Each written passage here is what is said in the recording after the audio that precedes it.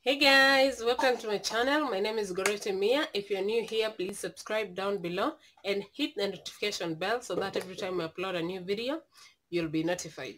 In this video, I'm showing you how to tie one head wrap in 5 different ways.